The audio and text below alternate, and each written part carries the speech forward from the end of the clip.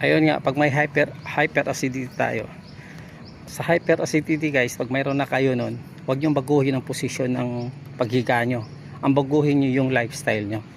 So saan ba nakukuha yung hyper acidity? So dati ako, in my experience, nung nag cellphone technician ako way back 2000, 2001 dito sa Manila.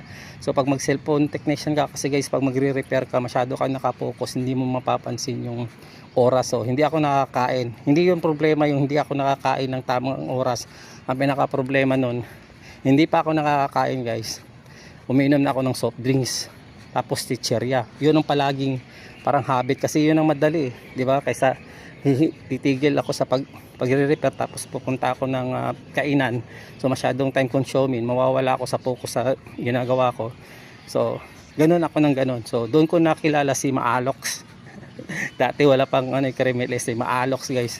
So isang linggo ako, akala ko noon nangyari sa akin. So nagmaalox ako, gumaling, tapos binaliwala ako, ganun pa rin uli kasi wala namang wala tayong social media noon kung para lang makita natin saan galing yung mga ganong problema. So tuloy-tuloy pa rin yung ganong sa habit ko na kain ano-ano, palaging nagsosoft drinks. Kaya ayun, hanggang ngayon nagkakaroon na rin ng problema, pero ngayon binabago na natin.